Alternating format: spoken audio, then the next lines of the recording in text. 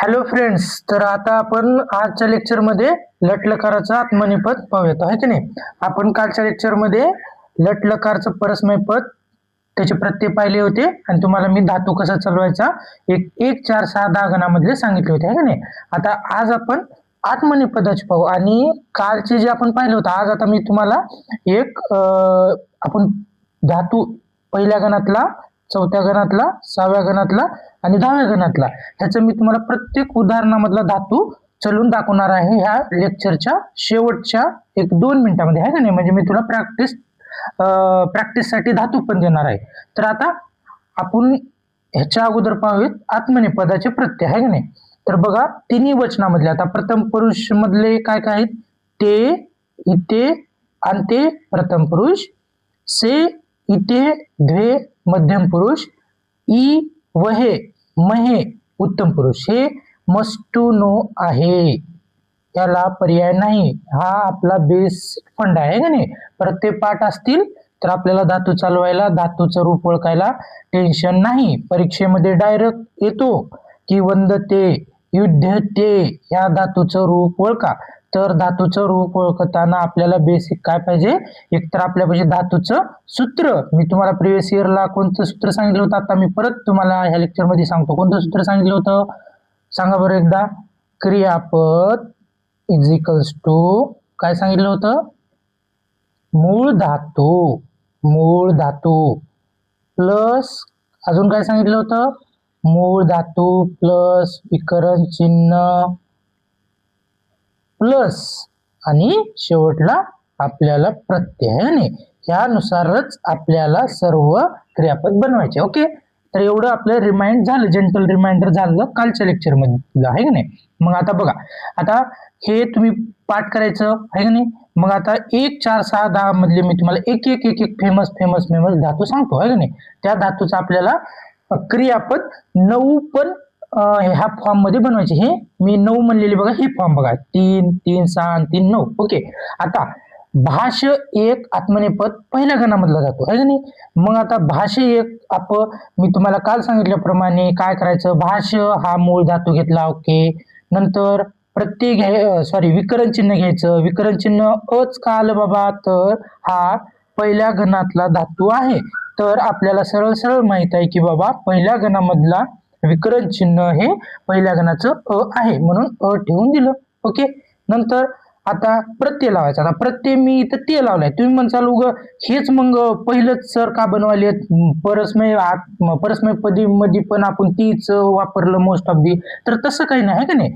तुम्हाला ह्या फॉर्म मध्ये, सगळ्या फॉर्म मध्ये हा धातू चालवायचं. मी तुम्हाला जस्ट एक सांगितलं तुम्हाला उदाहरण नमुना म्हणून, आहे का नाही. तर तुम्हाला त्या 9 फॉर्म मध्ये सगळं बनवायचं आहे का नाही.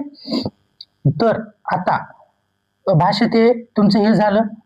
नंतर काय, आता इथं मी तुम्हाला धातू चलून दाखवली बघा. भाष्य ते, भाषे ते, भाषण ते प्रथम पुरुष, भाष्य शे, भाष्य ते, भाष्य द्वे मध्यम पुरुष आणि भाषे भाषावय भाषामय उत्तम पुरुष. फंडा क्लिअर. ओके, चला आता दुसऱ्या गणाकडे जाऊ.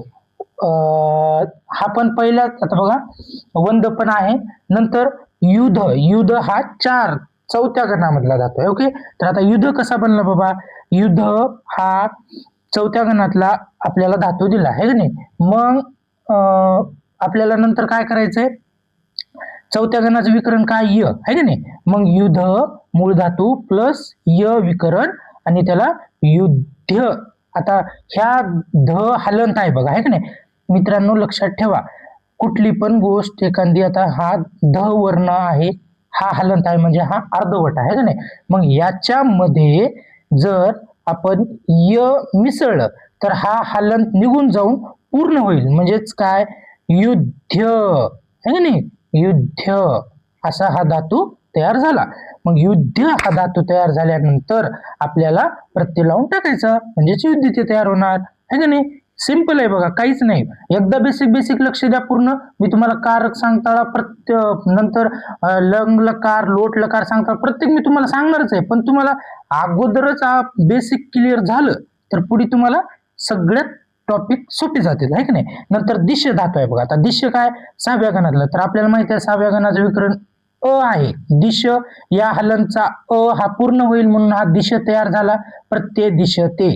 नंतर पूज्य हा मित्रांनो पूज्य हा 10व्या गणामधला खूप खूप खूप फेमस धातू आहे बघा, एक्झामिनरचा आवडता आहे बघा. तुम्ही कुठलं पण 4 इयरचे प्रिव्हियस इयर पेपर काढा, त्याच्यामधले 3 वर्षात तर तुम्हाला पूज्य धातू कंपल्सरी दिसून येईल, आहे का नाही. तर पूज्य हा धातू आपल्याला परफेक्ट करायचा आहे. तर पूज्य आणि 10व्या गणाचे विकरण आहे अय. मग आता पूज्य मध्ये अय जर मिसळलं, पूजेमध्ये जर अय मिसळलं तर हा पूजय तयार होईल. हा ह्या हलनमध्ये पूर्ण होऊन ज पूर्ण होईल आणि पूजय तयार होईल आणि हा आपल्याला ते म्हणजेच आपलं ह्या 9 पैकी आपला कुठला पण प्रत्यय, तर पूजे येते असं चालेल, आहे का नाही. मग आता परत मी तुम्हाला दररोज लेक्चरची सुरुवात आणि लेक्चरची एंडिंग ह्याच गोष्टीने होईल की क्रियापद बनवायचं मूळ सूत्र मूल धातू प्लस विकरण प्लस प्रत्यय या गोष्टीनं होणार आहे. इथं आपलं लट लकारचा आत्मनेपद हे संपत आहे का नाही. आता मी तुम्हाला एक प्रॅक्टिस साठी तुम्हाला धातू दाखवतो बघा. हे तुम्हाला लक्षात आले का नाही मित्रांनो. बघा प्रत्येक गोष्ट मन लावून करायचंय, प्रत्येकाला रिमाइंडर करायला पर्याय नाही, आहे का नाही. मग आता बघा ह्याच्यामध्ये मी तुम्हाला आपलं आजचं रिव्हिजन परस्मय पद आत्मनेपद हे नंतर हे बघा जस्ट टू तुम्ही बघा. आता मी प्रत्येक गोष्ट तुम्हाला वाचून दाखवणार नाही. मी आता कालच्या आणि आजच्या लेक्चरला मी सगळे जे धातू सांगितले त्याचे फक्त इथं रूप चालून दाखवले, आहे का नाही. फक्त बघा आणि पट पट पट पट नोट डाऊन करा, सगळ्या गोष्टी या नोट डाऊन करा. मी तुम्हाला अजून एकदा तुम्हाला जर हे असेल तर ह्याच्यावर आपण डाऊटचं लेक्चर ठेवू. आता मला तर वाटत नाही लट लकारचे परस्मय पद आणि आत्मनेपद मध्ये काही डाऊट राहिला असेल, आहे का नाही. प्रत्येक धातू आता हे बघा तुम्हाला मित्रांनो कुठल्याच पुस्तकामध्ये एवढं प्रॉपर तुम्हाला धातू चालून मिळणार नाहीत जेवढे इथं बघा मी मांडलेत. आणि प्रत्येक हे बघा वंद पहिल्या गणामधला, युद्ध चौथ्या गणामधला, प्रत्येक गणामधला आपण चांगला चांगला चांगला पूजा. आता चांगला म्हणजे एक्झामिनरला समजा काही काही बघा गोष्टी एक्झामिनरच्या फेमस असतात त्या क्वेश्चन पेपरमध्ये, तर आपण त्या पद्धतीने जर गेलो आणि इन केस आपल्याला रटायचं पण नाही, हा पण गोष्ट आहे. संस्कृतमध्ये तर समजा 80% 80 to 5% रटायच्या गोष्टी आहेतच, नो प्रॉब्लेम. बट त्यातल्या त्यात आपण जरा लॉजिकली फॉलो करायचं. लॉजिकली फॉलो केलं तर त्या गोष्टी आपल्याला अजून परत परत तुम्हाला लक्षात ठेवायला सोपे जातील. तर बघा हे सगळं तुम्ही हे करून घ्या. आता पुढच्या लेक्चर पासून आपण लट लकार आजच्या लेक्चर मध्ये संपला परस्मय पद आत्मनेपद. आता पुढच्या लेक्चर पासून आपण लंग लकार सुरू करू किंवा लोट लकार, तुमच्या मनावर तुम्ही कुठलं पण सांगा. तर असंच मित्रांनो तुम्हाला जर व्हिडिओ आवडला असेल तर व्हिडिओला लाईक सबस्क्राईब करायला विसरू नका आणि गरजूवंत विद्यार्थ्यांना तुम्ही शेअर करा. आपल्या डॉक्टर गॅलेक्सी या चॅनलवर कुठलाच कंटेंट आपला बोगस कंटेंट मिळणार नाही तुम्हाला. आपलं पूर्ण कॉपीराइट हे आपल्या नोट्स आपलंच असणार आहे, ठीक आहे. ह्या नोट्स कुठल्या कॉपी वगैरे केलेल्या नाहीत, ह्या आम्ही हँडमेड बनवलेले आहेत, ओके. तर तुम्ही सर्व ह्या नोट्स स्टेप बाय स्टेप एक वही करा मित्रांनो. मी तुम्हाला परत सांगालोय परीक्षा आहे बघू वर्षाला परीक्षा असं म्हणण्यात गोंधळ घालू नका. आत्ताच वही करा, एक एक एक एक एक एक गोष्ट पूर्ण करा. आपल्याला सिलेबस कॉपीनुसार पूर्ण मी तुम्हाला आता दररोजही सांगणार नाही, आजच सांगण्याचं कारण काय, आता इथून पुढे आपण संस्कृतचा पार्ट 1 चा पेपर आहे ना, तो जास्तीत जास्त करून आपल्याला संपवायचे विथ बेसिक. तुम्हाला समजेल सारखं, असं नाही की आजचं लेक्चर झालं लगेच पळवलंय दुसरी गोष्ट सांगितली, अशी नाही. तुम्हाला स्टेप बाय स्टेप मी सगळ्या गोष्टी सांगणार आहे. आणि तुम्हाला मी आपल्या डिस्क्रिप्शन बॉक्समध्ये मी तुम्हाला व्हॉट्सअपचा नंबर पण देईल. तुम्हाला जेव्हा पण काही वाटेल, डाऊट वाटेल, तुम्ही व्हॉट्सअपला करू शकता, तुम्ही फोन पण करू शकता. तर आता आपण भेटूयात पुढच्या लेक्चरमध्ये.